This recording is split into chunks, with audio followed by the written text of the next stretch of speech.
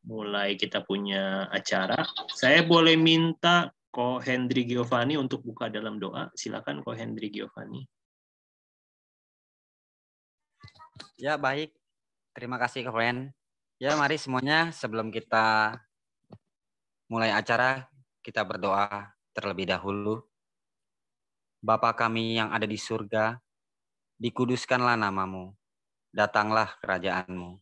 Jadilah kehendak-Mu di bumi seperti di dalam surga. Bapa, di dalam nama Tuhan Yesus, Bapa yang baik, penuh kasih, penolong kami, penebus kami. Bapa, pada malam hari ini kami akan ibadah GIC. Penuhi kami dengan roh-Mu, urapi kami dan urapi hamba-Mu yang membawakan firman-Mu, supaya kami dapat mengerti dan melakukannya di kehidupan ini. Terima kasih Bapa atas penyertaan-Mu, hanya di dalam nama Bapa dan Putra dan Roh Kudus, di dalam nama kami sudah berdoa dan mengucap syukur. Haleluya, amin.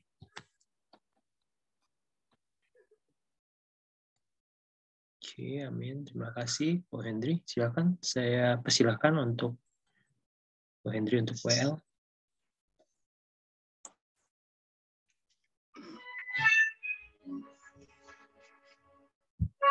Mari sama-sama kita memuji nama Tuhan. Haleluya.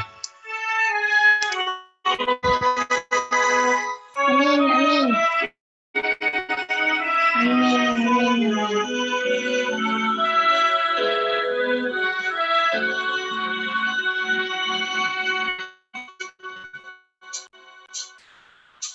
Sungguh besar setiamu, Kau nyatakan bagiku. Kau Bapa yang selalu mengerti isi hatiku. Kemuliaan-Mu Kau janjikan, aku tetap percaya. Ku percaya janji-Mu ajaib terukir dalam kehidupanku. Ku berserah di dalam kekuatan-Mu, ku percaya.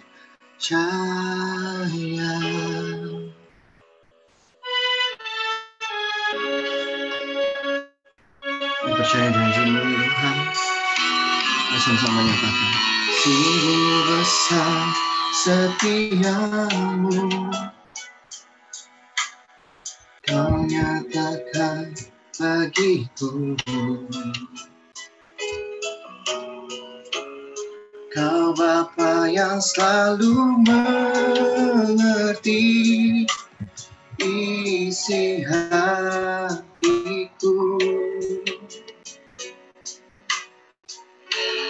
Kemuliaan-Mu Kau janjikan, aku tetap percaya. Ku percaya janji-Mu ajaib terukir dalam kehidupanku. Ku berserah di dalam kekuatan-Mu, hanya Kau segalanya bagiku. Ku percaya janji-Mu ajaib terukir dalam kehidupanku. Ku berserah di dalam kekuatan-Mu, ku percaya.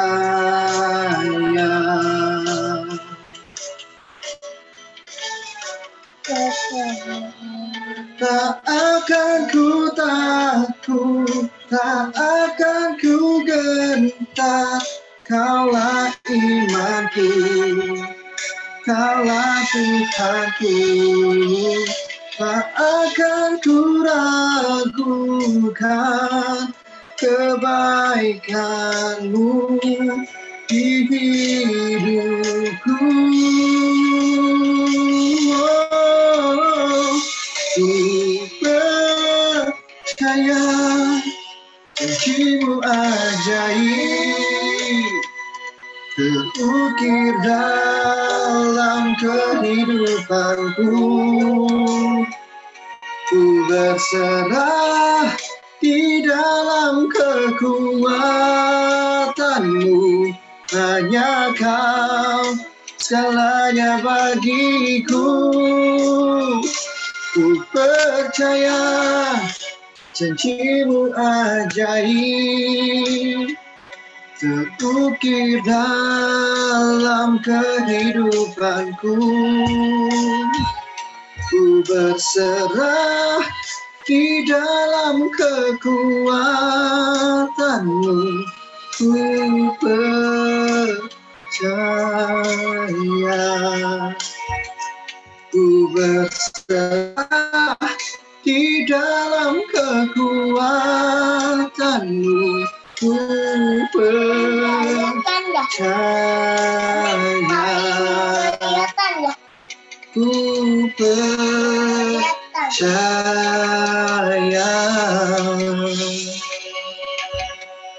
Kami bersyukur, kami percaya hanya padamu Tuhan. Silakan yang membawakan firman. Oke, kita sebelum mendengarkan firman, mari kita sama-sama berdoa dulu untuk menerima firman Tuhan. Saya boleh minta Pastor Villa untuk berdoa sebelum firman Tuhan. Silakan Pastor Villa. Mari kita berdoa. Kami sungguh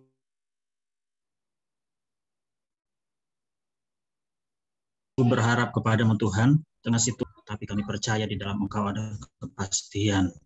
Oleh sebab itu malam ini kami berkumpul bersama-sama. Kami mau terus belajar akan firman Tuhan, karena firman itu kekuatan bagi kami. Terima kasih Tuhan mengurapi hamba-Mu yang menyampaikan firman Tuhan. Kami buka hati kami, nama Tuhan Yesus Kristus. Kami berdoa. Amin. Amin. Makasih Pak Villa. Sama-sama, Pastor. Ya. Dan juga Ko Hendy yang sudah membawa kita masuk dalam hadirat Tuhan. Sesederhana apapun nyanyian yang kita naikkan, maupun cara kita menyanyikannya, percayalah Roh Kudus ada di tengah-tengah kita. Terima kasih juga buat Pastor Fendi yang sudah membuka kita untuk GIC malam hari ini. Bapak Ibu dimanapun kita berada, malam hari ini, bulan ini kita hari ini kita akan masuk dalam pokok pembahasan yang memang lebih lebih dalam. Nah, memang perlu kita bahas ini, terutama topik kita malam hari ini yaitu tentang Roh Kudus, karena kehidupan kita sebagai orang percaya tidak bisa dilepaskan dari yang namanya Roh Kudus, Bapak Ibu ya. Itu sangat penting. Sangat penting untuk kita menyadari bahwa kehidupan kita itu tidak bisa dilepaskan dari peranan Roh Kudus.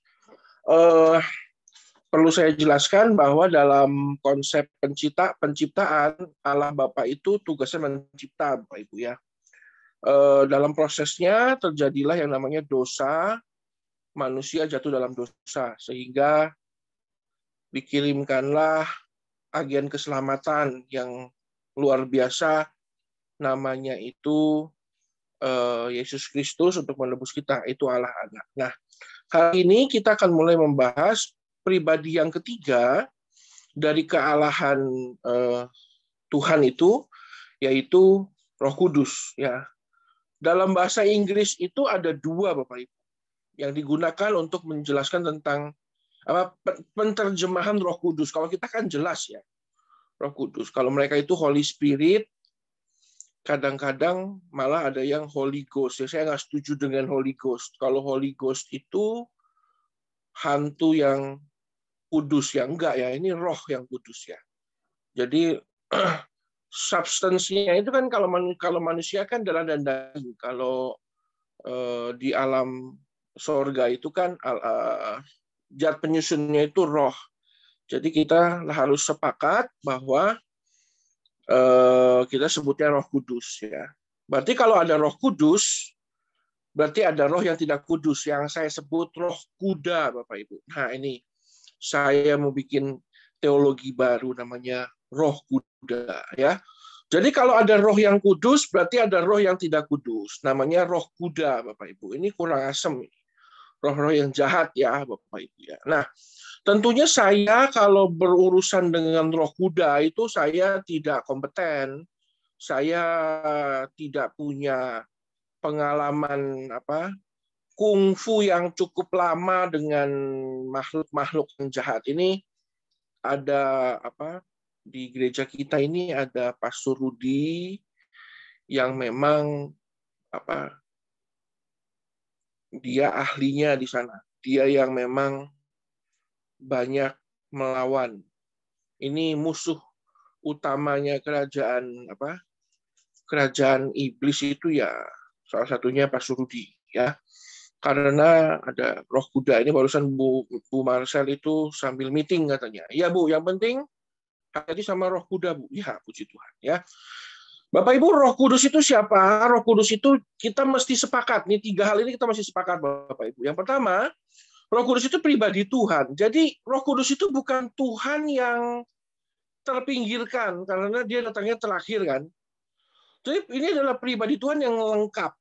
Yang lengkap. Jadi di dalam Roh Kudus ini juga ada Allah Bapa, ada juga Allah Anak ya. Cuman memang tidak terlihat, tidak konsepnya itu ya roh ya. Dia dimensinya beda dengan kita.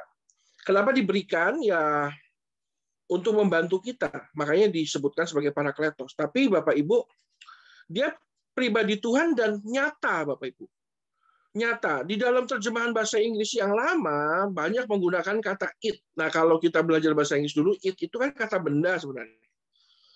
Lalu mereka revisi. Ya, di revised version-nya itu sudah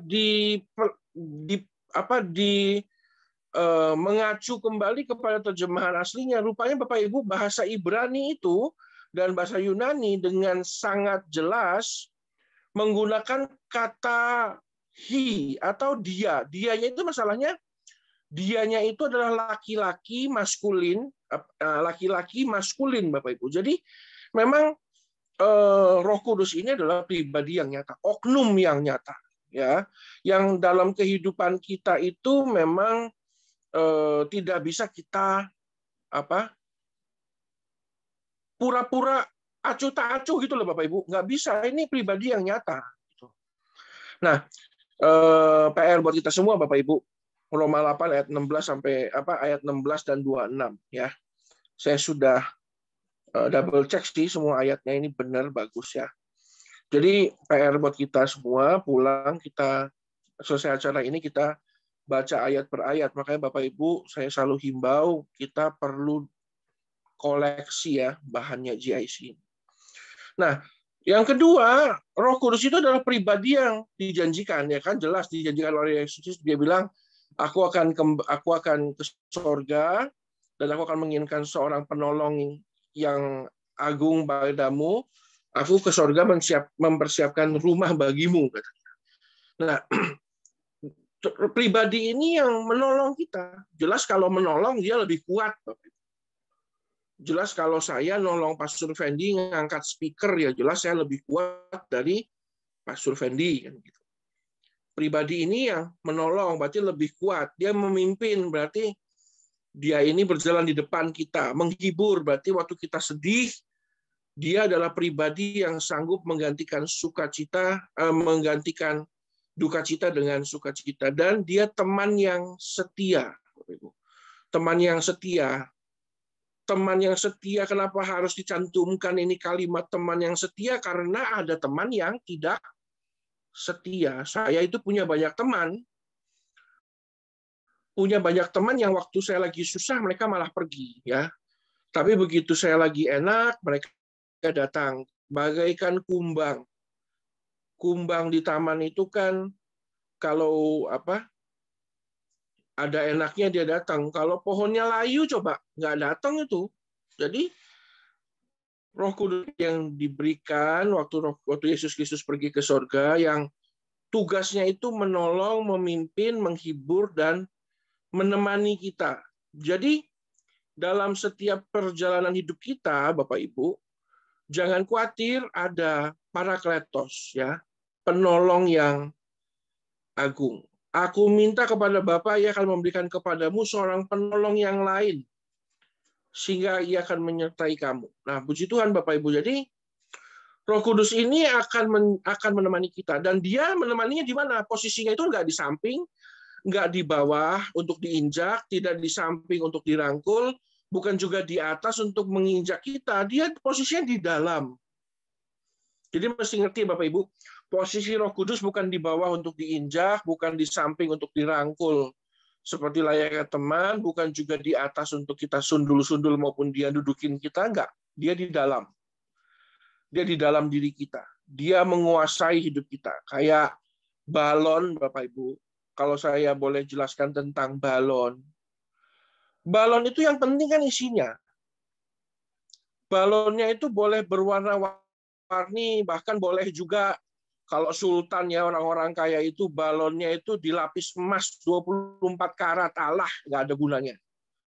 Balonnya itu mau 24 karat, kalau dalamnya itu tidak diisi oleh yang namanya angin, nitrogen, yang nggak bagus, jelek, kempes, ya. Mana itu jelek banget itu. Jadi balon itu yang penting itu udara di dalam. Sama juga dengan kita, Bapak Ibu. Kita itu mau sekarang itu baru saya lihat kemarin, rupanya hari Minggu itu ada yang namanya Citayam Fashion Week. Nggak tahu ini Pastor Fendi ngikutin nggak nih fashionnya Citayam ini. Saya mau ngikutin juga nanti, ya. Saya mau ngikut gayanya JJ sama Bonge, ya. Supaya selebeu katanya itu. Nah, itu yang penting itu bukan penampilan luarnya. Yang penting itu di dalam. Orang kan sibuk berpenampilan yang luar biasa. Kayak Citayam Fashion Week. Sampai mereka melupakan bahwa yang penting itu bukan yang di luar, tapi yang di dalam. Saya sudah pernah lihat di YouTube itu ada sebuah, bukan sebuah percobaan, tapi ada orang camping itu masak ikan ikan sop ikan itu pakai plastik loh. Jadi plastiknya diisi air, lalu dimasukin bumbu, dimasukin sayur, ditaruh di atas api. Plastik yang lemah dan tidak berdaya itu, yang harusnya kena api dia hancur, tapi karena dia diisi oleh air yang cukup, bahkan dimasukin ikan, dimasukin sayur, bisa jadi kayak panci loh Bapak Ibu. Jadi ya semoga Bapak Ibu bisa ngerti ya apa yang sedang saya bicarakan ini, bahwa plastik itu lemah, tapi waktu diisi air, ditaruh di api unggun, bisa jadi kayak panci masak ikan. Saya terkagum-kagum. Jadi mengerti bahwa yang paling penting itu dia di apa yang di dalam. Nah, Roh Kudus itu tinggal di dalam diri kita sebagai orang percaya tentunya, dan satu-satunya yang memampukan kita untuk bisa hidup sejalan dengan kehendak Tuhan. Apa yang Tuhan mau? Ya, Pastor Hendry punya anak namanya El, ya. Itu saya ngefans banget lah sama El. Nah, tentunya sebagai bapak, Ko Hendry mau bagaimana El itu ngikutin kehendaknya dia. Saya juga punya anak namanya Gwen, ya. Pastor Villa juga punya, ya. Pastor Fendi punya anak buah, pasti mau juga anak buahnya ngikuti kehendak Pastor Fendi sebagai bapak buah, kan gitu. Kok jadi ngomong buah-buahan ini? Bagaimana ini? Jadi semua mengikuti kehendak. Nah, kalau kita nggak punya Roh Kudus yang tinggal di dalam, kita nggak bisa sejalan dengan kehendak Tuhan. Makanya banyak orang kok perusahaannya banyak, orangnya pinter, orangnya cerdas, koneksinya hebat, tapi kok tiba-tiba kena masalah langsung hancur. Ya karena dia lupa mengisi yang di dalam. Sehingga tidak sejalan dengan kehendak Tuhan, kena masalah, hancur.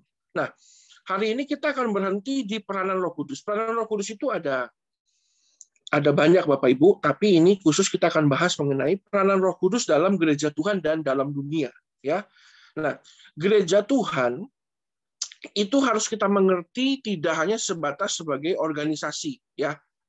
Ada gereja Tuhan, IHK, JKI, IHK itu kan gereja, ya. Tapi jangan membatasi gereja Tuhan itu hanya sebatas organisasi namanya Jemaat Kristen Indonesia, IHK, Iman Harap Kasih di Taman Palem. Tidak, tapi ada juga organismenya. Di situ ada organisme namanya Paulus Eko Dianto.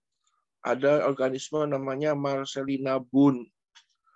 Ada organisme namanya Lucy, ya, yang kemarin hari Minggu bahwa saya makan enak, puji Tuhan. Ya kan? Jadi gereja Tuhan itu harus dimengerti sebagai organisme dan juga organisasi, ya.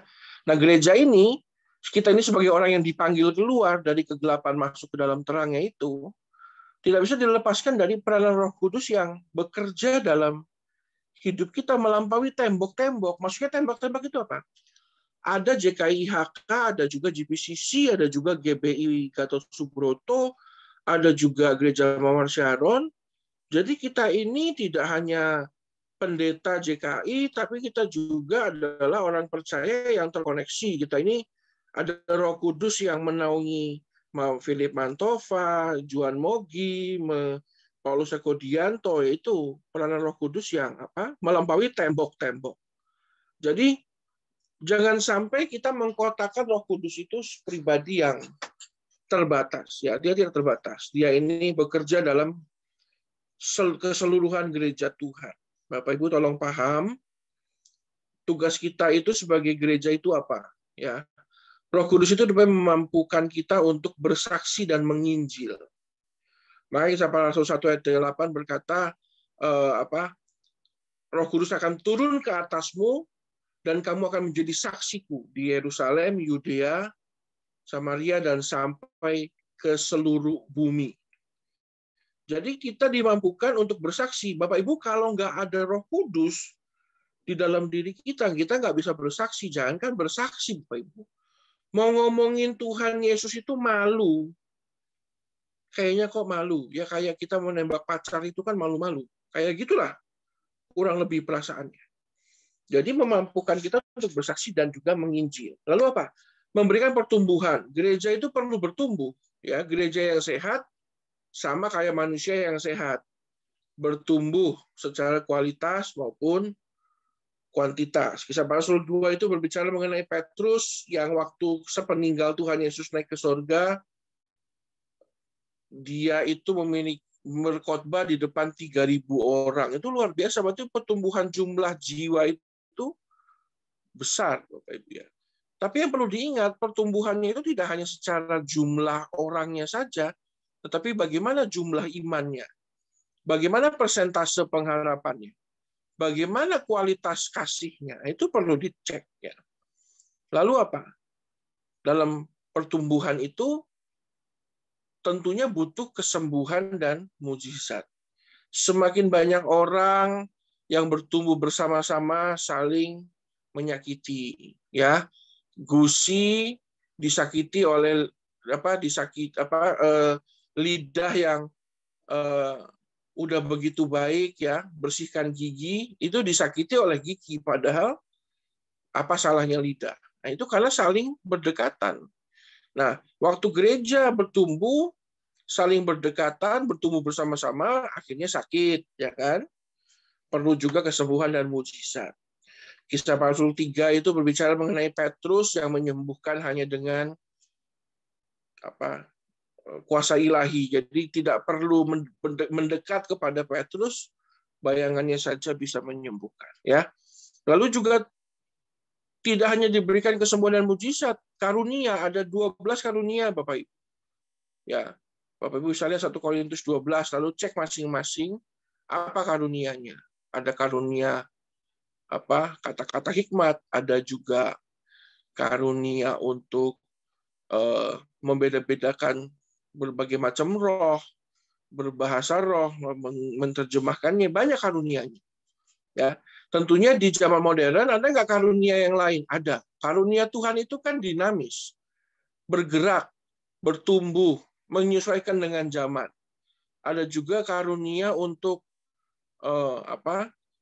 sekarang itu kan karunia untuk menenangkan orang. Itu mungkin kata-kata hikmat akhirnya bisa menjadi seorang penghibur, ya, konselor yang baik dan lain sebagainya. Jawatan, ada 5 jawatan yang nggak pernah berubah, ya. Gembala, penginjil, guru, lalu nabi dan rasul, itu jawatan, ya. Yang apa? Karunia dan jawatan ini mempersiapkan mempelai Kristus supaya di pernikahan anak domba nanti kita itu masuk dalam pernikahan yang luar biasa dengan Tuhan. Kita ini kan mempelai. Lalu nanti ada jangan ada pertanyaan dulu, Pak, saya kan laki-laki, masa nikah sama laki-laki? Yesus kan laki-laki, bukan. Konsepnya itu bukan pernikahan. Kita itu kan nanti memakai tubuh kemuliaan. Jadi pernikahan kita dengan Tuhan itu ya pernikahan Tuhan sebagai kepala gereja dan kita sebagai gerejanya, gitu ya. Nah, makanya kalau kita ngerti bahwa semua orang itu adalah mempelai Kristus, saya mempelai Kristus, Pak Surudi mempelai Kristus, Pak Henry Giovanni mempelai Kristus, kita semua harus bersatu. Jangan ada lagi orang yang bisa menceraikan kita ataupun mengadu domba. Kalau saya mungkin beruang, Pak Ibu, ya. Ngadu beruang jadinya. Jadi jangan sampai kita tuh diadu-adu, udah nggak zaman, ya. Udah nggak zaman orang diadu-adu, kita harus bersatu. Makanya butuh Roh Kudus yang akan memberikan kita pemahaman-pemahaman yang fresh, pemahaman yang baru setiap hari. Nah, lalu kalau gereja sudah bersatu, perlu ada yang memimpin, hingga akhirnya pemimpin kita itu diberi pokok pemberitaan firman. Bagaimana waktu memimpin kita itu, Roh Kudus kan nggak bisa langsung ngomong. Sekarang Bapak Ibu tiba-tiba di rumahmu ada Roh Kudus ngomong langsung, itu kita pasti nganggapnya itu suara setan itu, ya Bapak Ibu, ya. Jadi memang Roh Kudus pun harus berhati-hati di dalam menyampaikan pesannya. Melalui apa? Ya melalui mulut para hamba-hambanya. Makanya diberikanlah pokok pemberitaan firman. Nah, Bapak Ibu tolong diperhatikan, kita ingat-ingat ini. Jadi dalam kita bersaksi dan menginjil dan semuanya ini Bapak Ibu, dalam proses kita bergereja dan juga kita adalah gereja Tuhan, ya. Jadi Pak Dedi itu adalah gereja Tuhan, ya, di kantornya gereja. Saya di kantor saya gereja. Saya di Fendi di kantornya gereja. Di rumahnya pun dia gereja. Jadi di rumahnya ada 2 gereja, dia gereja Fendi dan juga gereja Santi, ya kan, akur kan gitu. Jadi membutuhkan yang namanya peranan Roh Kudus, nggak bisa dilepaskan. Nah, tidak hanya di gereja Tuhan yang isinya memang orang percaya Bapak Ibu, tapi juga dalam dunia yang banyak orang tidak percaya kepada Tuhan, Roh Kudus pun bekerja. Jadi peranan Roh Kudus tidak terbatas hanya di kalangan orang percaya saja, maksudnya sebagai gereja Tuhan, tetapi juga bagi orang percaya. Tugasnya apa? Fungsinya apa? Peranannya apa? Menghalang-halangi meluasnya kejahatan dan kedurhakaan. Bapak Ibu bisa baca itu ayatnya, 1 Tesalonika 2 itu sampai 8. Jadi bisa dibayangkan kalau di dunia ini tidak ada Roh Kudus. Ahmad Dhani sama Agnes Monica itu pernah menyanyikan sebuah lagu, ya. Apabila surga dan neraka itu tak pernah ada. Wah, itu Bapak Ibu, saya surga dan neraka nggak ada itu saya nggak takut, ya. Tapi kalau Roh Kudus nggak ada itu baru saya ngeri-ngeri sedap itu. Kenapa? Karena kalau nggak ada Roh Kudus itu bagaimana kejahatan itu? Aduh Bapak Ibu. Kejahatan dan kedurhakaan. Kalau orang Muslim itu menyebutnya nahi mungkar, ya Bapak Ibu, yaitu apa ya, kejahatan yang benar-benar sudah tidak tidak bisa dipahami dengan akal sehat. Makanya mereka itu ada amar makruf nahi mungkar itu ya, jangan sampai kita jahat dan durhaka itu seperti itu. Jadi Roh Kudus kalau nggak ada itu baru saya tuh benar-benar ngeri. Sekarang aja ada Roh Kudus saja dunia makin jahat, ya kan? Ini Pak polisi tembak-tembakan, ya kan? Lalu presiden itu dijatuhkan tuh Sri Lanka, Bapak Ibu. Ayo siapa yang mau wisata Sri Lanka nanti jalan kita beli pesawat rame-rame ke Sri Lanka. Itu dunia itu kacau. Nah, lalu apa? Makanya Roh Kudus itu juga datang untuk menginsafkan manusia. Menginsafkan itu maksudnya apa? Menempelak itu bongkar aibnya gitu loh. Kamu tuh dosa, kamu itu jahat gitu. Menyadarkan, tapi menyadarkannya Roh Kudus itu tidak hanya sekedar diusap-usap jidatnya, palanya, rambutnya diusap-usap. Kamu sadar kamu salah, enggak. Dibuka betul aibnya, itu kita ini orang-orang jahat. Nah, jadi gitu ya. Jadi memang tugasnya Roh Kudus itu adalah mengisahkan manusia atas dosa, lalu kebenaran dan penghakiman. Manusia itu nggak bisa lepas dari tiga ini, Bapak Ibu.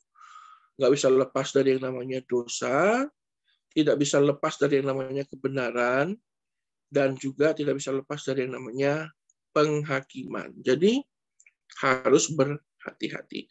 Minggu depan tim penyusun akan membahas lagi tentang peranan Roh Kudus dalam dunia orang percaya, Bapak Ibu. Jadi dalam dunia orang yang belum percaya bagaimana, di dalam dunia orang percaya bagaimana. Lalu nanti kita akan belajar juga tipologi. Tipologi itu simbol-simbol Roh Kudus dalam hidup kita itu apa. Lalu apa sifat-sifat Roh Kudus? Sebenarnya seperti apa Roh Kudus itu? Nanti kita belajar semua. Saya yakin gereja kita tidak akan mengajarkan tentang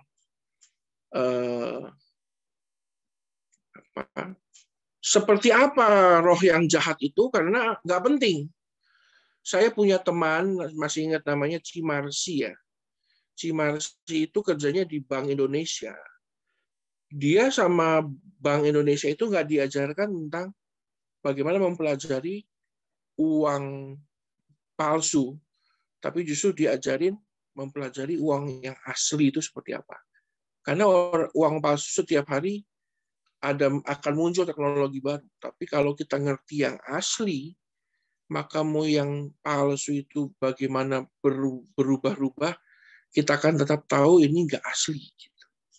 Nah, bagaimana Bapak Ibu, sekarang kita akan belajar tentang Roh Kudus. Tentunya Roh Kudus itu pribadi Tuhan yang ketiga, nyata, yang menolong, memimpin, menghibur, dan teman yang setia. Lalu apa? Dia tinggalnya nggak di bawah untuk diinjak, di samping untuk dirangkul, di atas untuk menginjak kita, tapi di dalam. Sehingga waktu kita di dalam, dia di dalam kita jadi kuat. Walaupun kita ini plastik, lemah, kena api gampang hancur, tapi begitu di dalam kita jadi lebih kuat ya. Bapak Ibu, mungkin sampai di sini dulu pembahasannya. Akan lebih menarik kalau Bapak Ibu punya pertanyaan ataupun sesuatu yang mau di-sharingkan ya. Mungkin sambil kita semua mempersiapkan pertanyaan maupun ada yang mau disaksikan kehebatan Tuhan, kemurahan Tuhan, mari kita berdoa dulu bersama-sama. Saya akan berdoa memimpin kita semua. Tentunya kami mengucap syukur untuk semua yang sudah kami dengar dalam waktu yang cukup singkat. Kami belajar tentang kebenaran, tentang Roh Kudus. Roh Kudus, Engkau hadir dalam hidup kami. Dan sekarang pun Kau sedang menyaksikan kami membahas tentang diri-Mu. Oleh karena itu kami minta hikmat-Mu dan juga kekuatan untuk kami bisa terus tetap tinggal diam dalam hadirat-Mu, sehingga saat kami belajar tentang Engkau menguasai kami. Kami rindu di tengah-tengah dunia yang semakin jahat, Engkau bekerja dalam hidup kami. Berkati semua daripada kami yang sedang berfellowship bersama-sama. Berkati kami dalam hadirat-Mu. Dalam nama Tuhan Yesus kami berdoa, haleluya. Amin. Amin. Puji Tuhan. Oke Bapak Ibu, Roh Kudus ya. Kita belajar tentang Roh Kudus. bagi Bapak Ibu yang punya kesaksian maupun doa ataupun beban doa yang mau diceritakan, monggo. Nanti kita akan punya gilirannya masing-masing. Mungkin malam hari ini ada tadi Pastor Villa ya sudah mimpin doa buat kita. Pastor Villa mungkin ada yang mau ditambahkan atau ada yang mau disaksikan. Bagi para perempuan, ibu-ibu, sengaja saya berikan waktu yang cukup untuk mempersiapkan diri. Ya, saya mulai dari Pastor Villa dulu ya. Pastor Villa dari 021 ya. Malam. Ya, Shalom. Bagaimana Pastor Villa? Ini Roh Kudus ini Bapak Pastor Villa ini. Ya, Roh Kudus adalah satu pribadi yang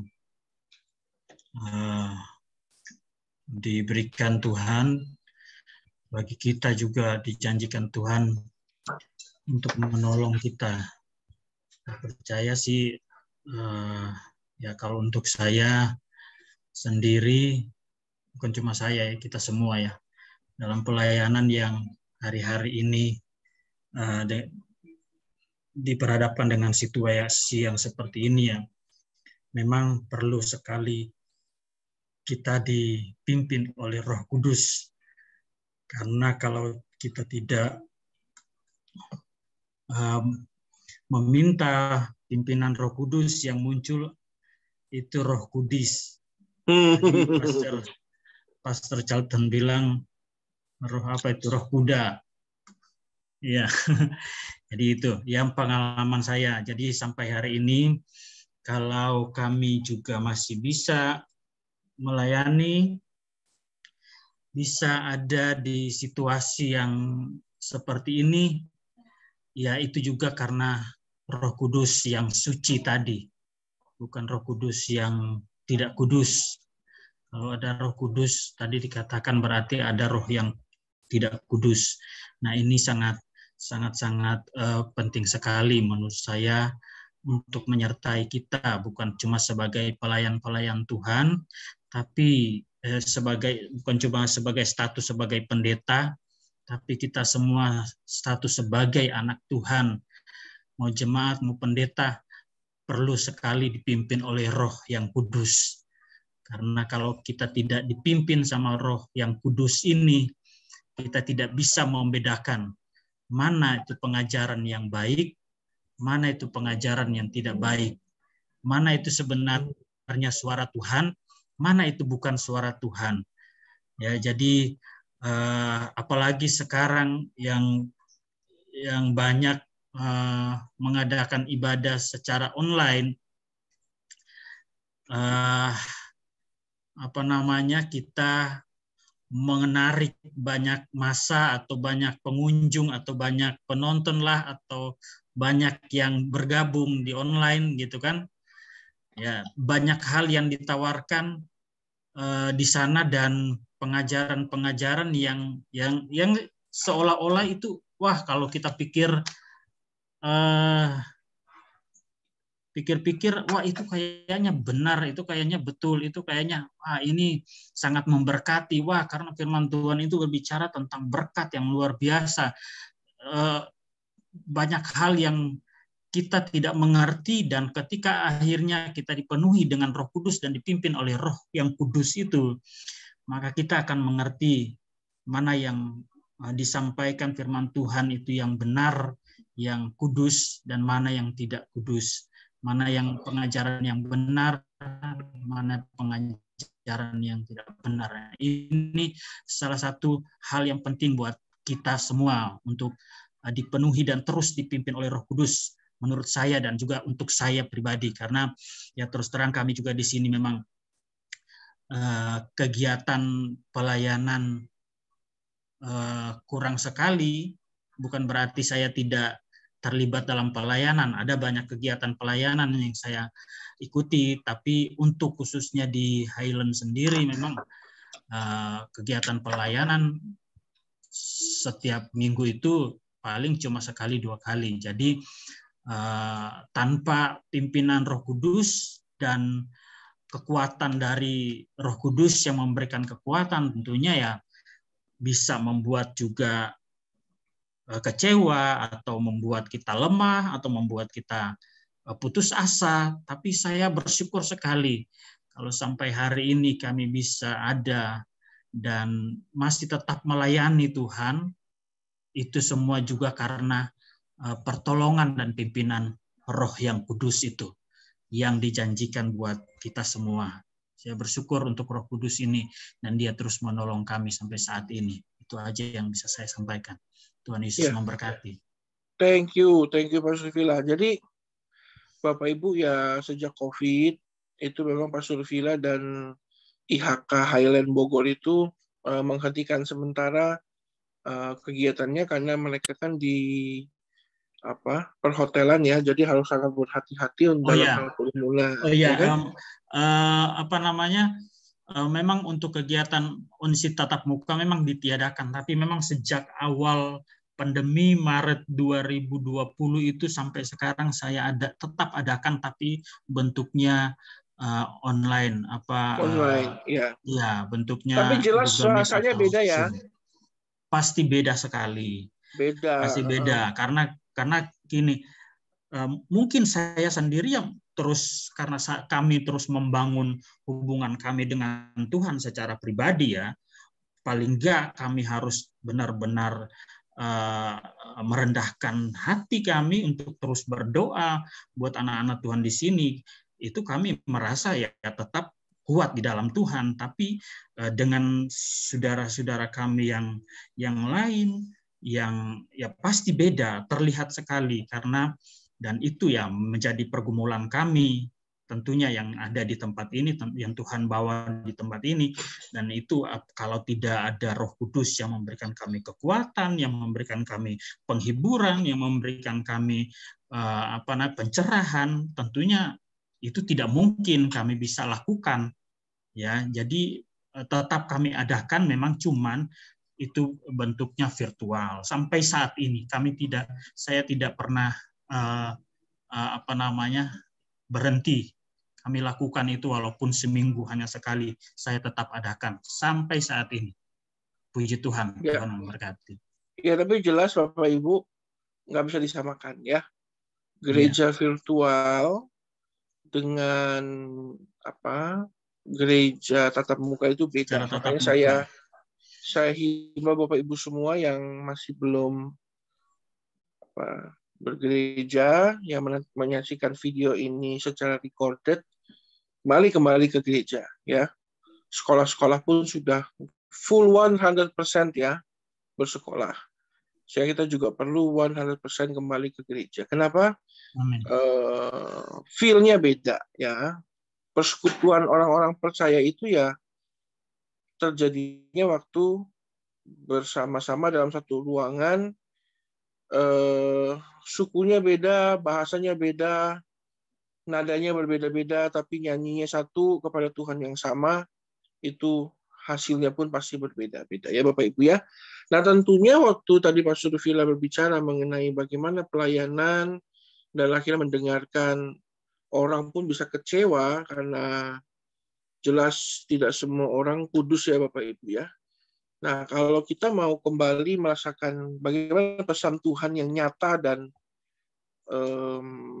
bukan hanya fresh ya, tapi betul-betul dari Tuhan ya, baca firman Bapak Ibu ya. Makanya jangan hanya dengarkan khotbah saja, tapi juga harus siap dengarkan firman. Baca firman yang Alkitab itu penting ya, jangan ditinggalkan. Jadi jangan mentang-mentang sudah dengar minggu kemarin Pastor Fendi sama Pastor Jackie Milo or khotbah, lalu seminggu nggak baca firman. Perlu baca firman juga. Supaya apa? Itu kan kayak makanan rohani buat kita. Ya, Pastor Fendi dan Pastor Jackie minggu lalu luar biasa menyampaikan firman Tuhan. Tapi itu hanya untuk hari Minggu. Lalu bagaimana Senin, Selasa, Rabu, Kamis, Jumat, Sabtu? Perlu juga kita menguatkan baca Alkitab. Ya. Supaya kalau katanya Pastor Paulus itu jangan kamu diombang-ambingkan oleh ajaran palsu, Bapak Ibu. Ya. Lalu Pastor Fendi udah khotbahin, Pastor Jackie sudah khotbahin, tapi kita nggak baca, nggak ngerti, Senin, Selasa, Rabu, Kamis, Kamisnya ditipu orang gara-gara kita nggak paham. Pusing kepala deh, gitu ya, Bapak Ibu. Oke, terima kasih Pak Survila sudah bercerita ya, bersaksi bagaimana kondisi pelayanan dan kalau saya sebut mental health ya, mental health di dalam pelayanan. Oke, salah Pak Surudi. Nah ini Bapak Ibu, Pak Surudi ini memang yang memindahkan orang dari kegelapan kepada terang yang ajaib itu ya tugasnya Pak Surudi. Rudi Wawa. Ini makanya Pak Surudi ini DPO neraka ini. DPO ini. Ini benar-benar sudah, aduh Bapak, ini daftar pencarian orang loh. Ya, Pak Surudi. Ya, shalom hambanya. Wah, ya, terima kasih.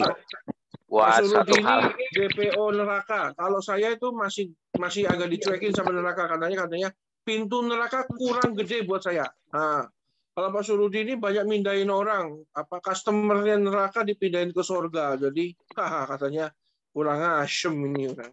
Waduh, saya sampai ke langit Pak Surudi ketujuh nih, Pastor. Pak Surudi, kalau saya kan secara pribadi sudah banyak mendengar bagaimana pertempuran Pak Surudi dengan dunia kegelapan. Nah, lalu bagaimana pengalamannya dengan Roh Kudus. Nah, gitu loh.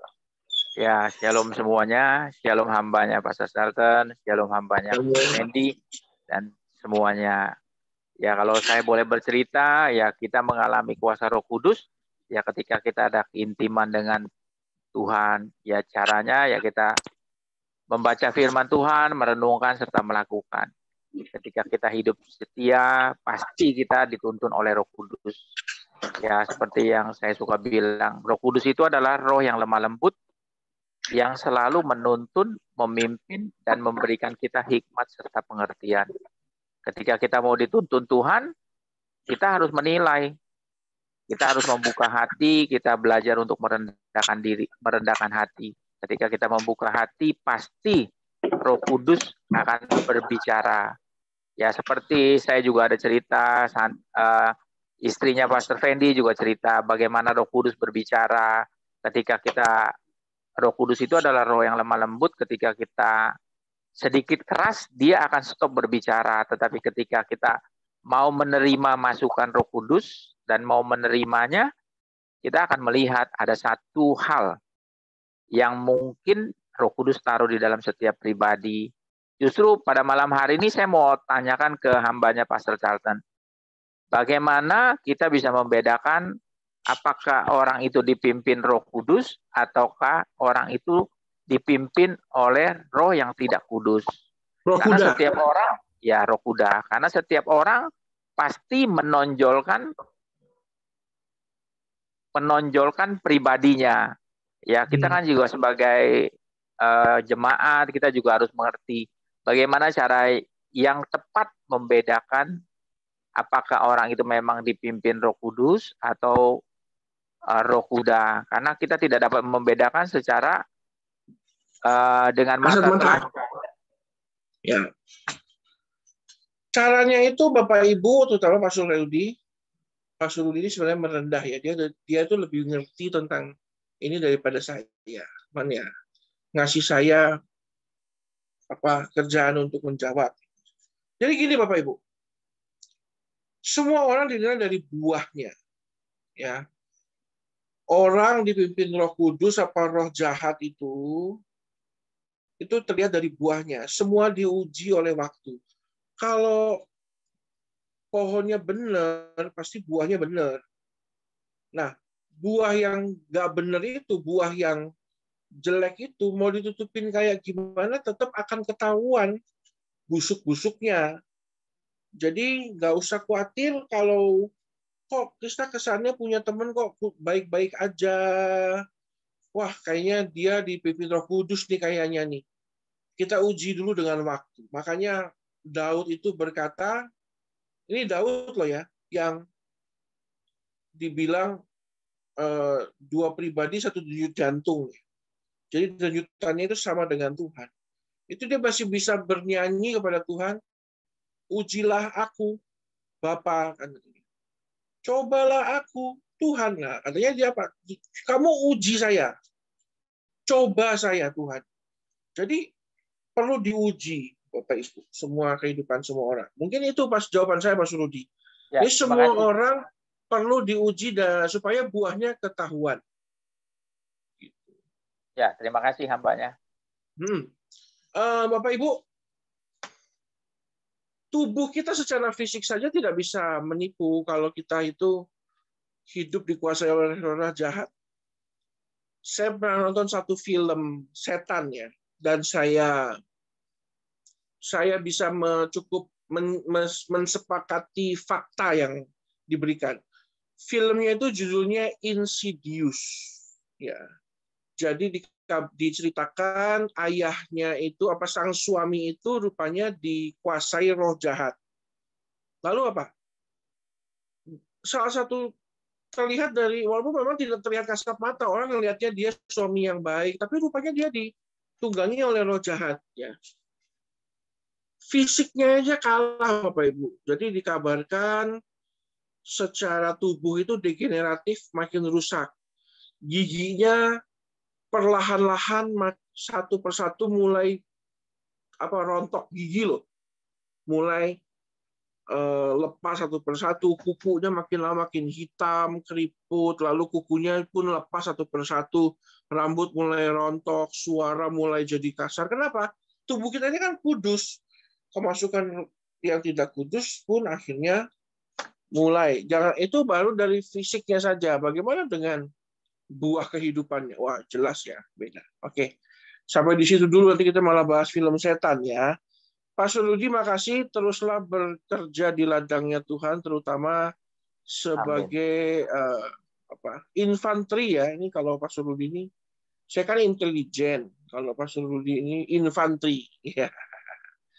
Oke, mungkin sekarang kepada, makasih Pak Surudi. Kepada Bapak David, ini Pak David, Ari ini maksudnya Pak David AS ini itu ya. Pak Ko Andri maksudnya ya, maksud Fendi ya? Itu Pak David yang di Bandung kayaknya. Betul ya? Pak David. Pak David ya, Pak David Bandung ya. 101 ya, ya Pak David. Shalom. Mungkin ada yang mau dibagikan buat kita, Pak David. Oke, sambil menunggu Pak David tayang. Mungkin Pak Hendri Giovanni, bagaimana Pak Hendri? Pengalamannya dengan Tuhan. Ya, shalom Mr. Telton. Ya, shalom Pak Hendri. Puji Tuhan. Iya, saya juga mau bertanya dulu apa ini dulu nih? Ya terserah. Yang mana enaknya? Mau nanya dulu boleh, nanti baru kesaksian atau cerita, gimana? Mungkin ini ya, pengalaman pribadi saya. Jadi sebelum saya dekat sama Tuhan, maksudnya belum dibaptis, sebelum ke gereja, memang seperti yang tadi Pastor Teton bilang bahwa orang yang belum percaya juga kan ada Roh Kudusnya ya. Cuman sekarang ini yang saya rasakan itu berbeda gitu. Maksudnya itu karena saya yang lebih dekat atau memang Roh Kudusnya berbeda gitu maksud saya gitu. Karena gini kan, saya mau bertanya juga, Roh Kudus itu pribadinya itu bisa berubah-ubah atau tidak bisa berubah-ubah. Karena yang saya rasakan itu sebelum saya dekat sama Tuhan dan saya sudah dekat sama Tuhan itu yang saya rasakan itu berbeda. Atau mungkin karena saya lebih dekat sama Tuhan jadi saya lebih peka. Dahulu saya nggak dekat Tuhan, saya tidak peka, atau karena itu maksud saya gitu. Contohnya dalam hal sederhananya seperti ini. Seperti ini ya. Contoh saya ini kadang nih kan kita tahu nih kalau kita benar, konsumen ini salah. Karena kita benar jadi kita marahnya lebih konsumen ditagih dia lebih marah, nah saya lebih marah lagi, itu dulu. Tapi sekarang saya malah berbalik. Habis saya ngomelin terus tiba-tiba hati saya ngerasa saya suruh telepon lagi, pokoknya saya harus minta maaf. Saya juga nggak ngerti. Tapi bini saya sampai ngomong, lu ngapain, kan lo yang bener, kenapa lu telepon lagi minta maaf? Nggak tahu, rasanya kayaknya gelisah kalau nggak telepon lagi. Ini pengalaman pribadi saya ya. Jadi saya telepon, saya minta maaf, akhirnya ngomong baik-baik, jelas. Akhirnya sebenarnya salah paham doang. Gara-gara salah paham jadinya kita terbawa emosi. Itu salah satu contoh emosi, salah satu contoh yang saya dipimpin Roh Kudus, maksudnya dituntun supaya nggak seperti itu. Kedua juga tentang hal menghakimi. Saya orangnya suka menghakimi, tapi semenjak saya sekarang ini, walaupun saya tidak sempurna, tapi saya ngerasa bahwa saya lebih apa ya, lebih menghargai dan lebih tidak menghakimi orang lain. Kalau saya dulu suka pokoknya saya ngeliat casingnya, wah ini orang begini, udah gitu. Tapi sekarang saya nggak berani lagi. Ya iya itulah, itu kan kenyataan saya. Memang saya dulunya seperti itu. Saya akui bahwa saya ngelihat orang itu dari lihat, ini orang ini gini. Tapi saya sekarang udah nggak berani lagi seperti itu karena saya pernah terjadi dalam diri saya sendiri gitu. Jadinya saya seperti ya tadi Pastor Talton bilang seperti ditempeleng ya, atau seperti Menemplak. Ya, menemplak itu loh. Metemplak. Jadi Roh Kudus bilang saya, inilah kamu, diri kamu seperti inilah, sehingga kamu supaya sadar, supaya merendahkan diri. Jadi tadi pertanyaan saya yang seperti itu aja, Pastor Talton. Apakah orang yang sebelum dekat sama yang sudah dekat itu kita yang lebih peka, atau memang Roh Kudusnya yang berbeda? Itu aja. Terima kasih semuanya. Makasih Pastor Talton. Ya, terima kasih. Sekarang itu ada lagu yang terkenal di TikTok. Judulnya Tuhan Yesus tidak berubah. Tidak berubah. Tidak berubah. Sama juga Roh Kudus juga nggak berubah. Jadi pengalaman yang Pak Hendri rasakan itu adalah bukan Roh Kudusnya yang nggak berubah, cuman Bapak yang makin ngerti tentang Roh Kudus gitu. Kalau saya nggak ngerti tentang Pastor Fendi, maka apapun yang dia lakukan kepada saya tuh jadinya jelek semua tuh. Cuman Pastor Fendi, karena saya dekat sama Pastor Fendi, ketemu dia senyum aja tuh hati saya udah adem aja. Sama juga dengan Roh Kudus, Pak Hendri. Selama ini mungkin Bapak nggak ngerti tentang Roh Kudus, jadinya banyak ketidaksepakatan. Jadi banyak pertentangan. Roh Kudus ngajak makan soto, Bapaknya nggak suka, karena nggak dekat dengan pribadinya. Tapi karena sekarang sudah dekat, sudah akrab, kalau bahasa Kristennya itu intim, ya. Waktu Bapak sudah intim dengan Roh Kudus, maka penerimaannya jadi lebih bagus. Kayak kita itu kan kayak TV sama antena, Pak. Kalau TV sama antenanya itu nggak sepakat, arahnya nggak tepat, nah siaran TV-nya jelek, Pak. Mau antenanya beli PF goceng itu kan sekarang iklannya kan PF 5.000 atau apa itu, wah nggak bakal bagus gambarnya kalau arahnya itu nggak betul. Jadi bukan berarti stasiun TV-nya yang berubah, enggak. Tapi Bapak yang mengarahkan antenamu itu ke arah yang tepat. Jadi Bapak penerimaannya lebih bagus. Kalau dulu kita bilang TV itu banyak semutnya, ini TV kok banyak semutnya. Nah, semutnya itu makin hilang. Jadi jernih. Nah, jadi suaranya juga bagus. Jadi gitu Pak. Antenanya Bapak yang arahnya tepat nih sekarang. Gitu. Jadi Roh Kudusnya nggak berubah. Roh Kudus itu kayak RCTI nggak berubah Pak. Tetap oke. RCTI oke kan gitu. Bapaknya yang siarannya bagus itu, antenanya arahnya bagus Pak. Nah, gitu ya. Pastor Fendi ya. Pastor Fendi. Pak Hendri Giovanni maksudnya. Ini saya mau panggil dulu. Ini Pak Santo. Nanti baru Pak Yusuf Dedi. Mana Pak Santo ini? Ya, salam Pak. Ya, salam Pak Santo. Puji Tuhan. Sehat ya Pak ya? Sehat Pak. Puji Tuhan. Alhamdulillah. Ya. Alhamdulillah, sama-sama kita juga sehat. Ya Pak.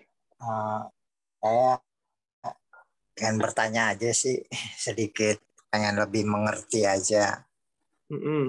Kalau kita katakan tadi tentang Roh Kudus, Roh sebagai penolong, penghibur,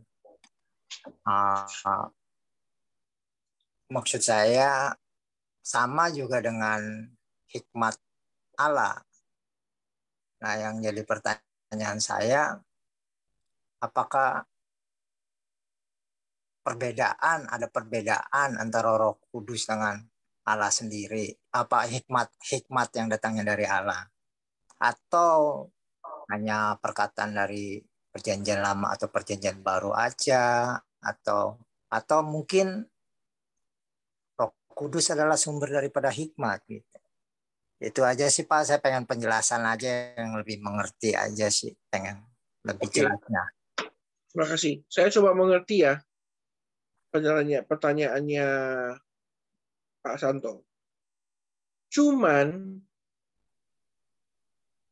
karena pemahaman yang harus kita sepakati adalah Allah itu 3 tapi 1, Ehad tapi Yahid ya. 3 tapi 1, 1 tapi 3, maka dengan sangat tegas saya harus menyatakan bahwa apa yang dilakukan oleh Allah Bapa itu adalah apa yang dilakukan oleh Roh Kudus juga. Jadi apa yang dikatakan oleh Allah Bapa dalam konteksnya di Perjanjian Lama maupun yang dilakukan oleh Tuhan Yesus di Perjanjian Baru maupun yang dikatakan oleh Roh Kudus di zaman anugerah seperti sekarang sama, Pak. Jadi mereka 3 tapi 1, hikmatnya itu sama. Lalu kuasanya sama. Jadi Roh Kudus itu bukan berarti tidak bisa melakukan mukjizat, bisa Pak. Gitu. Cuma memang metode penyajiannya saja yang berbeda. Menunya ikan Pak, tapi ikannya ada yang direbus, ada yang dibakar, ada yang digoreng. Gizinya sama Pak, cuman cara penyajiannya yang berbeda. Kalau Roh Kudus untuk menyajikannya perlu media sekunder, yaitu manusia. Makanya dia masuk dalam diri manusia, lalu dia mengalirkan kuasanya. Kalau dalam posisi Perjanjian Baru, dia mewujudkan dirinya sebagai namanya Tuhan Yesus. Memberikan kita contoh, teladan, moral compass itu. Ya kan? Nah, dalam konteksnya apakah mereka itu sama? Sama, Pak. Jadi kalau menjawab Bapak, semoga pertanyaan Bapak saya pahami dengan baik ya. Jadi tidak berbeda, Pak. Sama. Cuma memang metode penyampaiannya berbeda. Kalau dulu di Perjanjian Lama, Allah Bapa itu kalau mau ngomong, dia buka langit, Musa, kamu jangan gitu. Dia turun ke atas Gunung Sinai. Tulis pakai jarinya di loh batu, kasih ke Musa. Allah Bapa itu kan dulu kan memang agak jenggo ya, agak koboi. Lalu muncul di Perjanjian Baru lebih lembut, bentuknya Tuhan Yesus. Ngomongnya lembut gitu. Lalu di Perjanjian Anugerah ini, di zaman Anugerah ya cara ngomongnya beda lagi. Jadi memang penyajiannya aja yang beda Pak, tapi pribadinya sama, hikmatnya sama, kuasanya sama, kualitasnya sama, nggak ada yang beda. Gitu sih Pak Santo. Oh gitu, ya. Ada yang masih belum dipahami Pak? Saya baca buku juga Pak, tentang 7 karunia roh. Roh hikmat, roh pengertian, roh nasihat, roh pengenalan takut akan Allah, kesalehan, dan sebagainya, ada 7. Roh yang dimaksud apa ini ya Pak ya? Karunia roh. Apa? Karunia. Jadi karunia roh itu karismata ya. Karismata itu beda dengan jadi karismata itu adalah karisma karunia Tuhan, apa yang diberikan oleh Tuhan sehingga memperlengkapi kehidupan orang percaya menjadi lebih baik gitu loh. Oh, gitu. Karunia itu adalah kehebatan ilahi yang diberikan kepada manusia sehingga kualitas hidup manusia itu lebih baik. Nah, orang percaya diberikan karunia supaya kamu beda dengan orang dunia. Gitu. Pak Santo itu diberikan karunia oleh Tuhan sehingga waktu orang yang tidak percaya Tuhan ngelihat, loh kok kamu beda sih? Lah beda dong, saya anak Tuhan. Kalau kita anak presiden, Pak, fasilitas kita beda, Pak. Gitu. Secara protokoler naik pesawat pasti dikawal, lalu tidak naik pesawat biasa, lalu penjagaan kita juga bukan polisi biasa. Jadi ada hak-hak khusus. Nah, karunia itu, itu juga kenapa penulis itu tulisnya 7 ya, karena kalau klasifikasinya Korintus itu 9 atau 12, Pak. Gitu. Jadi ada 9 karunia atau 12 karunia, tergantung waktu itu Paulus menjelaskannya dari sudut pandang yang mana. Tapi cuma ada 9 dan 12. Jadi memang karunia itu kembali lagi hal ilahi yang Tuhan berikan dalam hidup manusia sehingga kualitasnya lebih baik. Gitu, Pak. Oh, ya Pak. Makasih. Terima kasih Pak. Kedepannya Pak Santo dan Bapak Ibu yang lain kita akan bahas juga tentang karunia. Nanti mungkin di situ bisa lebih tajam ya. Bisa lebih tajam. Tapi yang harus dipahami, jangan kejar karunianya Bapak Ibu semua. Jadi jangan berpikir bahwa hidup tanpa karunia berarti hidup tanpa Tuhan. Enggak. Orang bisa hidup tanpa karunia, dia bisa dekat banget dengan Tuhan tanpa karunia, bisa nggak? Bisa. Bisa. Jadi tidak selalu outputnya itu ada karunia, enggak juga ya. Jadi jangan sampai kita, aduh kok saya nggak punya karunia, saya ini kurang cinta Tuhan, jangan ya. Jadi jangan kejar karunia, kejar Tuhannya. Nanti Tuhan yang putuskan dia mau ngasih atau enggak, itu hak prerogatif ya Tuhan. Jadi jangan dikejar karunianya, kejar Tuhannya ya Bapak Ibu ya. Gitu. Pak Yusuf nggak ada lagi. Kemana nih Pak Yusuf? Oh, mungkin sama dengan Pak Cilusi. Cilusi, shalom. Shalom. Ya, Cilusi, bagaimana? Apakah suamimu bersama dengan dirimu? Oh, dia mungkin ketiduran kan kerja malam ya. Oh iya. Ada tadi. Gak apa-apa. Kayaknya dia tadi main di kamar. Gak apa-apa. Juga. Bagaimana Cilusi dengan mahan kita ataupun ada yang mau disaksikan nggak? Diceritakan, ditanyakan. Oh iya, berhubungan tentang Roh Kudus ada yang saya mau tanyakan. Saya punya temen, dia punya karunia kayak dia bisa tahu, lebih tepatnya dia bisa tahu dosa orang gitu. Dia selalu bawa Roh Kudus. Misalkan kayak teman saya punya ada buat kesalahan, dia suka bilang, kamu nggak boleh begini. Roh Kudus bilang ke saya, kamunya begini dan segala macamnya. Dan dia itu salah satu kayak yang apa sih? Salah satu kalau kita diaken ya, dia salah satu diaken di tempat gereja saya yang lama dulu di Bekasi. Nah, pokoknya setiap ibadah itu kalau mau kita penyembahan, dia di situ bekerja. Dan kalau saya tahu kan kalau Roh Kudus bekerja kan secara lembut ya. Ada juga yang bilang Roh Kudus bekerja sesuai dengan karakter kita. Tapi kan kalau karakter kita yang kayak menggebu-gebu begitu, kayak karakter yang kasar gitu, orang kan banyak yang nggak bisa terima ya. Misalkan ada satu jemaat yang mungkin berbuat salah atau apa, dia tegur di situ langsung lagi doa itu ditegur. Kamu nggak boleh begini-gini, Roh Kudus bilang sama saya kamu gini. Kan kaget, orang nggak mau ibadah lagi karena kan mungkin kan di situ banyak orang yang dengar malu gitu. Tapi mungkin ada benernya omongan dia, tapi gini loh, kenapa dia nggak negurnya secara langsung atau secara halus gitu, bawa-bawa nama Roh Kudus, dia bilang gini, nggak bisa, saya nggak bisa nahan, ini Roh Kudus yang ngomong sama saya harus kasih tahu kamu. Tapi kan bukan begitu caranya ya. Jadi setiap kita mau ibadah, mau penyembahan, saya udah ketakutan nih, aduh dosa saya entar ketahuan sama dia nih, nanti ditegur lagi. Jadi kita pada begitu semua karena Iya benar. Kalau udah mau ibadah saya udah ketakutan. Ada dia nggak ya? Aduh, ntar ketahuan kesalahan aku begini-gini. Kalau dia tegur di depan orang kan, aduh mati gue gitu kan.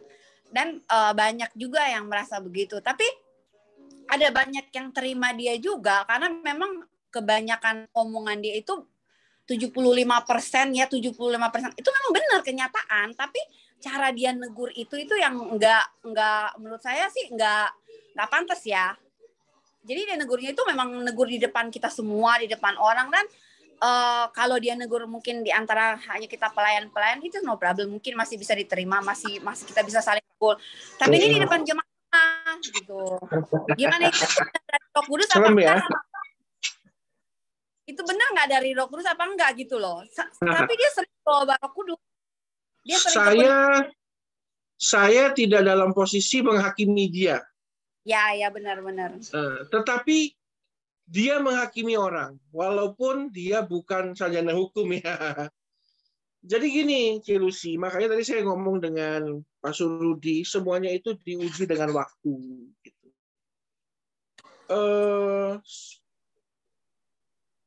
Saya dulu belajar okultisme dari Bapak Pendeta Pontius Takaliwang.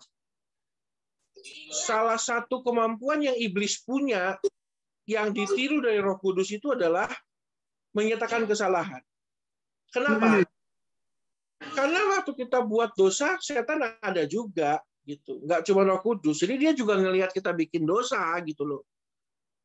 Nah, jadi kemampuan itu juga sedikit banyak ditiru sama iblis. Jadi saya juga nggak mau menghakimi temanmu itu, tetapi dalam kerajaan Allah itu ada prosedurnya, Ci.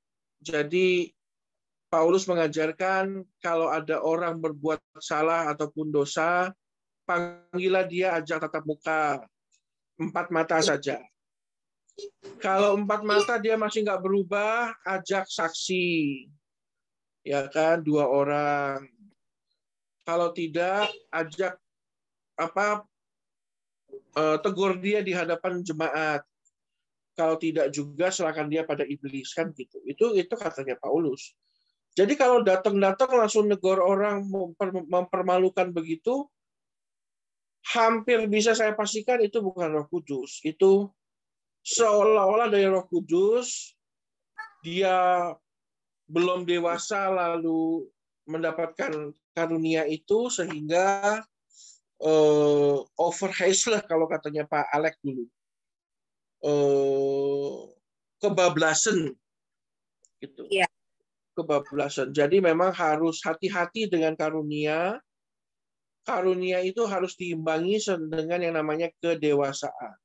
Kalau enggak ya kayak gitu, Ci, orang jadi takut. Nah, karakter Roh Kudus yang tadi sudah disebutkan oleh Pastor Rudi itu lemah lembut. Gak ada tiba-tiba nakut-nakutin orang, kamu bikin dosa ya. Kemarin kamu habis masuk hotel kan? Nah, iya kan, loh.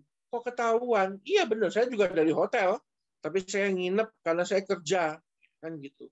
Jadi salah satu karakter Roh Kudus, makanya nanti kita akan belajar ya, Cilusi ya.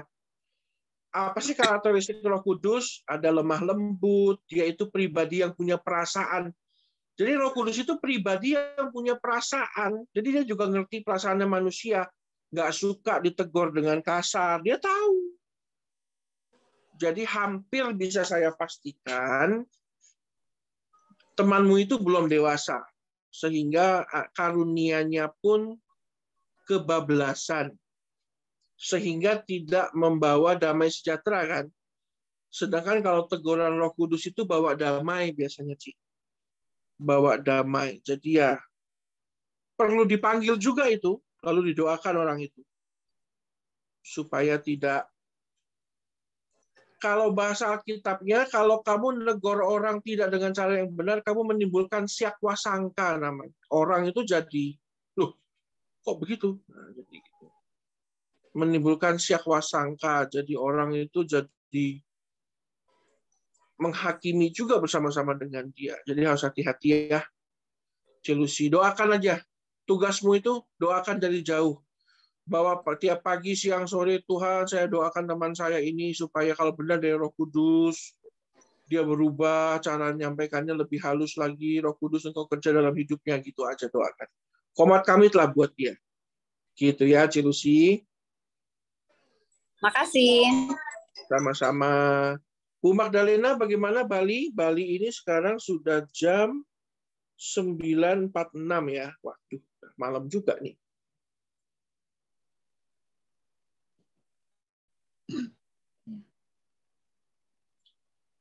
Bu? Ya, aku juga mau ingin bersaksi aja sejak ketemu ngalami Tuhan. Ya sebelum diproses Tuhan, selalu ngalami yang namanya Roh Kudus. Contoh kecil aja, kan pas pertama bertobat tuh tiap pagi harus deposit tiap hari karena udah ada jadwal depositnya. Terus habis dalam doa tuh, kalau doa malam, Tuhan besok pas bangun saya jam 4 gitu. Itu saya nggak nyalain alarm. Jam 4 pas langsung bangun. Oh ini kerjaan Roh Kudus gitu. Terus sejak bertobat juga, kan di gereja kita ditargetkan untuk jadi pemimpin semua. Katanya kita kan sekarang udah anak Tuhan gitu. Kalau mau minta apa aja boleh, mau minta misalnya nih, kalau kita mau minta motor, kita yang belum punya motor, kita bisa minta motor sama Tuhan, tapi dengan cara bekerja atau apa gitu. Nanti kalau Tuhan kasih motor, kan kita bisa bawa teman yang belum kenal Tuhan, kita bisa bawa ke gereja gitu. Tapi saya secara logika, saya nggak minta apapun sama Tuhan, saya nggak minta motor atau harta gitu. Dalam pertanyaan saya tuh cuma minta Tuhan berikan saya hikmat, berikan saya itu dah Roh Kudus gitu. Dengan berjalannya waktu, karena memang saya dari keluarga yang dari kecil tuh udah hidup mandiri, udah maksudnya kerja ikut orang aja dari kecil, karena papa mamaku sejak aku umur 9 tahun papaku udah meninggal, 11-12 tahun mamaku meninggal. Jadi yang namanya pahitnya hidup tuh udah tahu semua. Dengan berjalannya waktu, kan dari kecil tuh udah hidupnya nggak benar gitu, nggak ada yang ngarahin, nggak, apalagi dapat kasih sayang dari orang tua gitu. Jadi hidupnya tuh udah hidup yang nggak benar lah gitu. Tapi dengan mengenal Tuhan tuh kok semakin kebuka ya mata saya gitu. Kok apa yang saya alami sebelum saya bertobat lahir baru tuh ternyata itu dah tadi yang pastor bilang, Roh Kudus tuh ada sama orang percaya dan orang yang belum percaya. Saya sejak umur 13 tahun udah kerja jadi pembantu di Sumba dulu. Pas waktu itu saya kerja sama orang Nado. Terus cari kayu api di kebun tuh di belakang rumah. Kok aku ketemu sejenis kertas, kan dulu banyak buku-buku rohani yang dari kayak majalah kecil tuh. Aku ketemunya yang tentang tanda 666 yang ada di kitab Wahyu. Apa maksudnya ini? Terus waktu itu aku belum kenal yang namanya gereja karismatik, macam gereja Pentakosta atau Betel gitu. Maksudnya yang benar-benar memang mengalami Tuhan, lakukan firman Tuhan. Karena kan saya dari gereja Protestan, gereja itu. Waktu itu, suatu saat saya memang kerja sama orang tuh memang benar-benar disayang gitu, karena memang dari orang tua nggak pernah ngalami kasih sayang. Terus mereka begitu sayang sama aku. Akhirnya suatu saat di dekat tempat tinggal itu ada acara gereja krismatik lah gitu. Terus ada yang nangis sambil berdoa, sambil ada yang gitar nyanyi gitu. Ada orang yang ngasih Tuhan tuh kayak gitu ya caranya gitu. Tidak lama kemudian aku ngalami mujizat gitu. Itu pun aku belum ikut gereja. Aku kena sesuatu luka, tapi minum obat nggak sembuh. Terus habis itu dikasih obat tradisional pun nggak sembuh gitu. Tapi dibawa ke aku ikut KKR, didoain mujizat kesembuhan, sembuh gitu. Wah, aku ngalami Tuhan gitu kan. Terus sampai di Bali sini 6 tahun yang lalu, kira-kira tahun 2016, itu dah waktu aku ngalami Tuhan, ngalami Roh Kudus tuh kayak benar-benar lepas dari ikatan-ikatan yang mengikat saya sebelum mengenal Tuhan kayak gitu. Terus waktu diproses Tuhan untuk memurnikan iman saya, apakah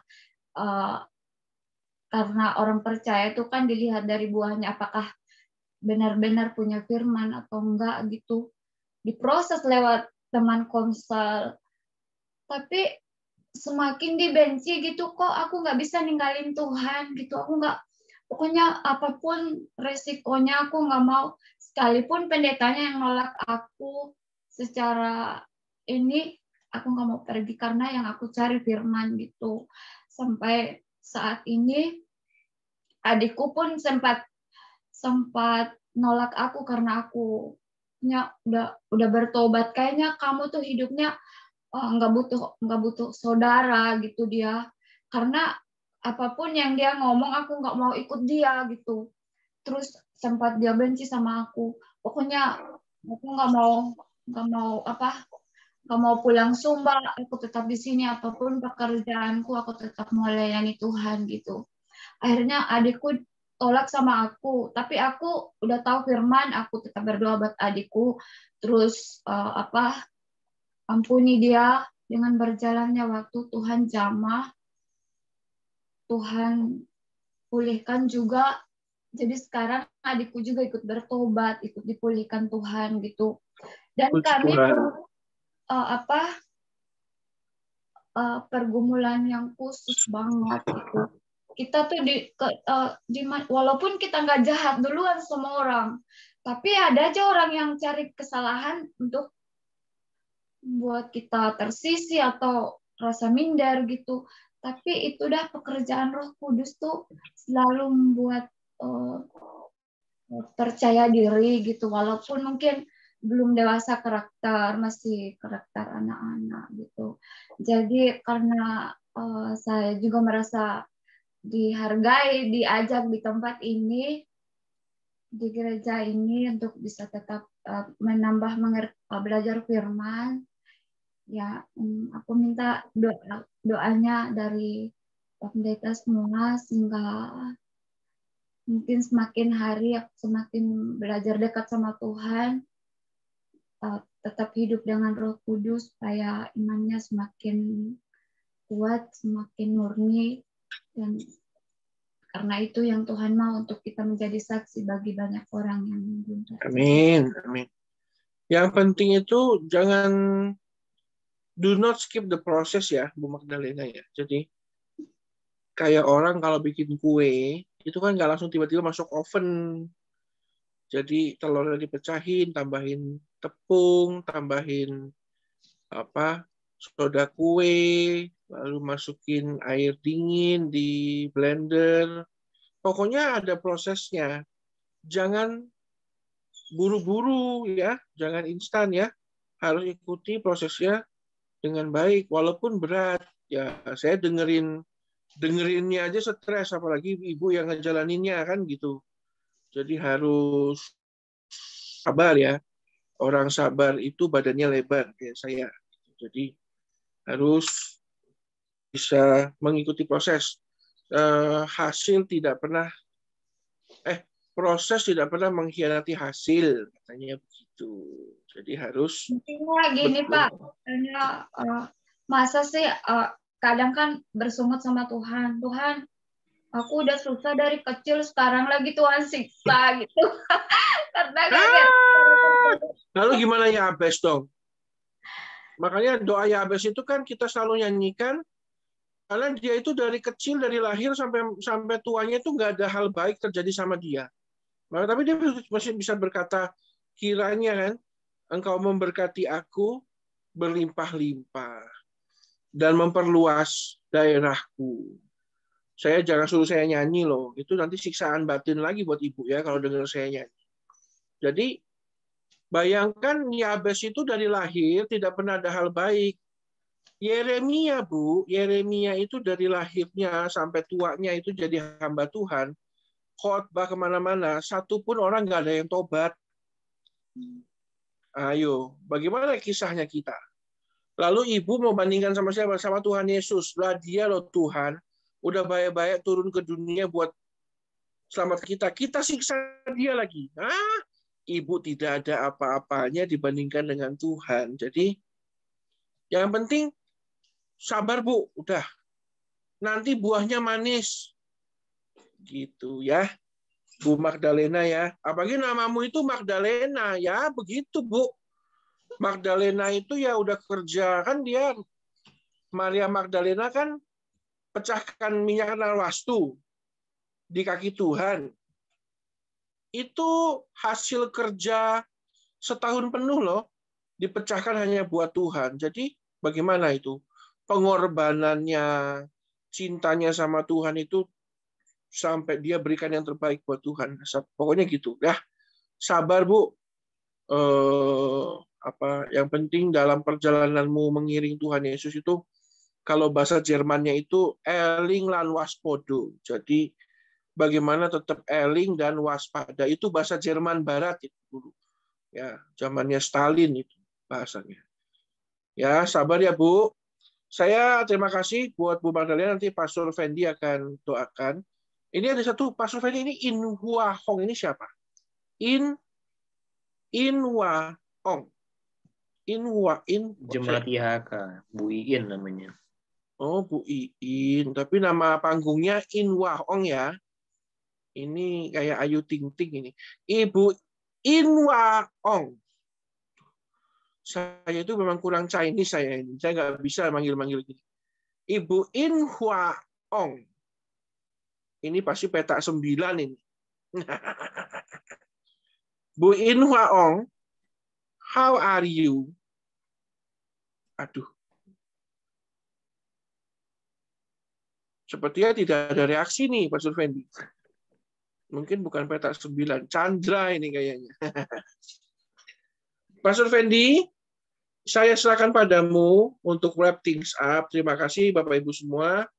Minggu depan, sampai jumpa minggu depan, kita belajar lagi pneumatologi atau ilmu tentang Roh Kudus ya. Tuhan berkati kita semua. Baik, thank you Pastor Charlton yang sudah memimpin kita, yang sudah membagikan topik bukaan ya, pendahuluan awal tentang Roh Kudus ya. Jadi ini topik yang sangat menarik.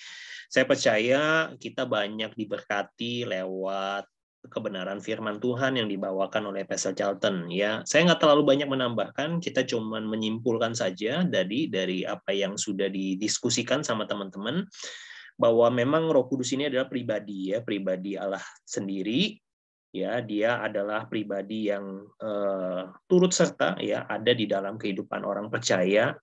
Dia memberikan karunia, dia juga memberikan sebuah hal-hal yang baru di dalam gereja ya. Jadi di gereja itu kita bisa melihat ada karya-karya Roh Kudus lewat apa? Lewat pertumbuhan jemaat, lewat juga ada kesaksian-kesaksian ya, seperti tadi ya Bu Magdalena bisa menyaksikan.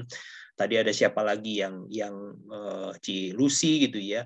Jadi bagian dari kehidupan orang percaya tentunya ketika kita berjalan bersama dengan Tuhan itu pasti banyak kisah ya, baik itu kisah pahit ya tadi yang Bu Magdalena juga ceritakan, maupun ada kisah-kisah yang manis gitu. Nah, kesaksian itu bukan hanya berbicara tentang kayak tadi ya Bu Magdalena, ya, bukan hal-hal yang pahit saja. Saya percaya ketika kita menemukan pribadi Tuhan gitu ya, ketika kita bertemu dan berjumpa dengan Kristus, kita percaya bahwa segala sesuatu Tuhan turut bekerja. Ya. Ini untuk Bu Magda dan juga Bu Ci Lucy ya, tadi juga mungkin kok Hendry Giovanni gitu ya bertanya. Tadi Pastor Charlton juga menyinggung satu kata yang namanya proses.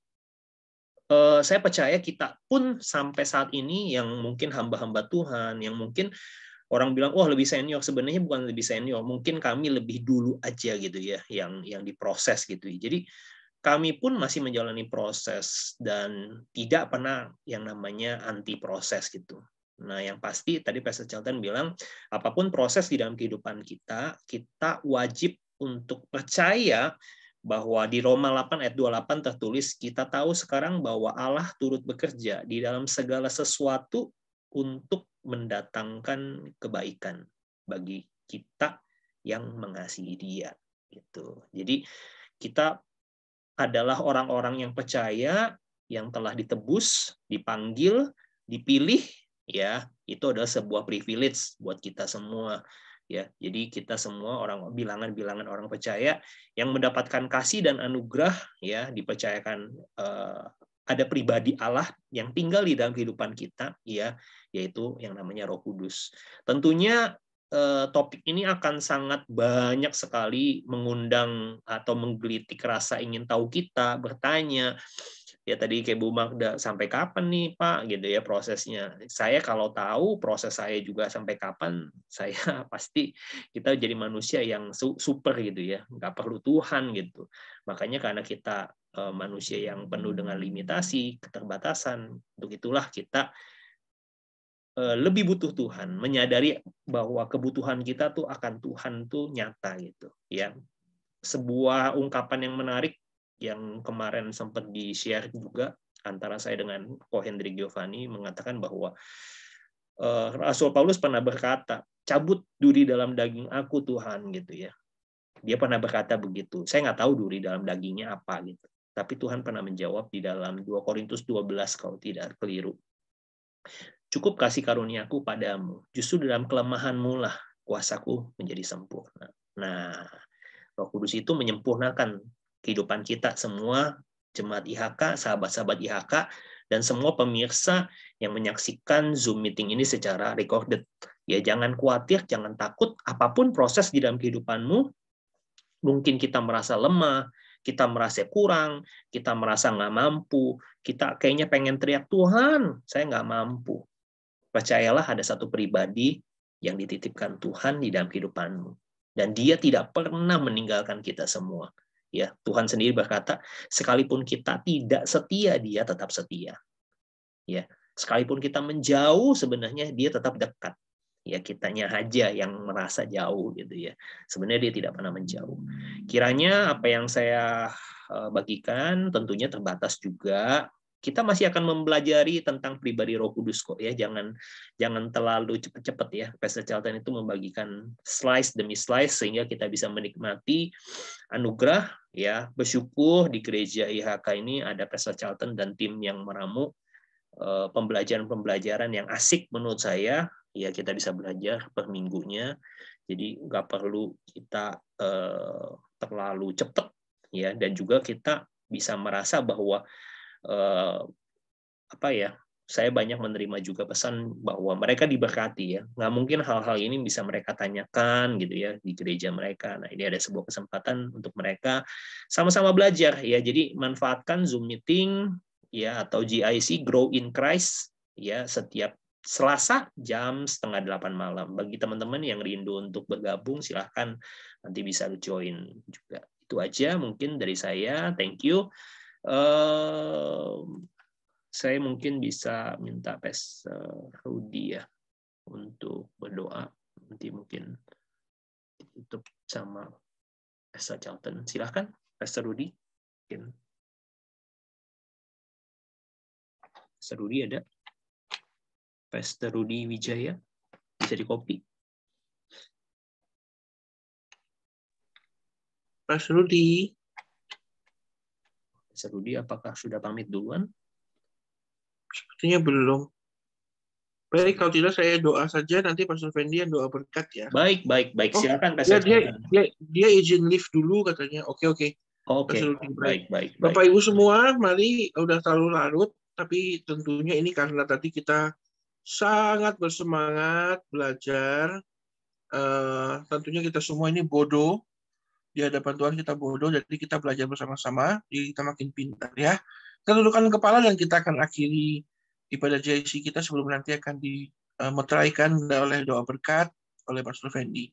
Kami mengucap syukur karena di tengah-tengah keterbatasan kami, Tuhan bekerja dan menyampaikan kebenaran firman Tuhan yang memperlengkapi hidup kami. Kami tahu ada begitu banyak hal yang sedang mencoba untuk menggeser kami dari keyakinan dan kesepakatan yang tidak tergantikan bahwa Tuhan kami ada di tengah-tengah kami dan sedang bekerja dalam hidup kami. Oleh karena itu, bantu kami untuk mengerti, dan dalam wadah GIC yang begitu baik sudah Tuhan siapkan, kami belajar firman Tuhan, kiranya terus Engkau perlengkapi hidup kami, sehingga sesulit apapun kami mencoba mengerti tentang Tuhan, tapi kami bisa belajar dengan baik. Terima kasih untuk IHK, JKIHK, tempat kami di mana kami bertumbuh, berakar, bertumbuh dan berbuah.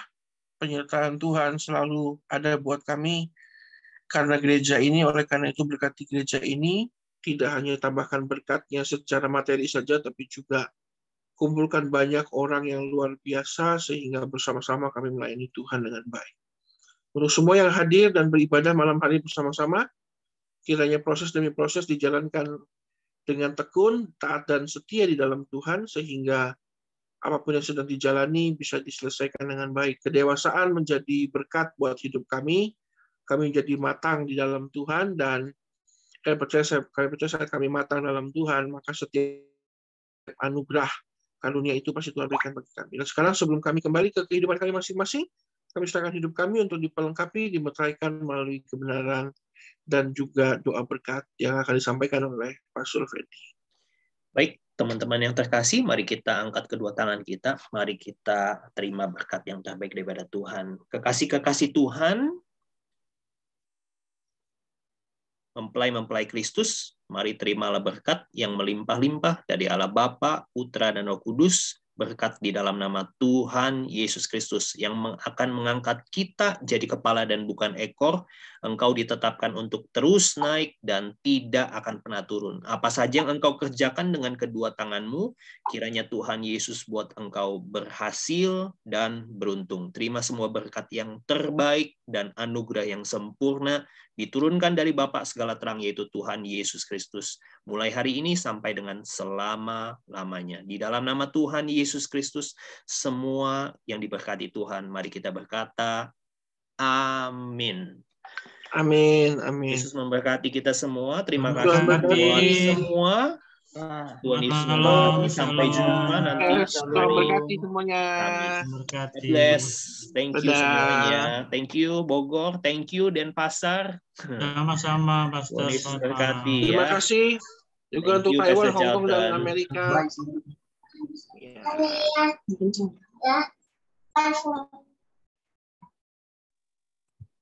Bye-bye, El.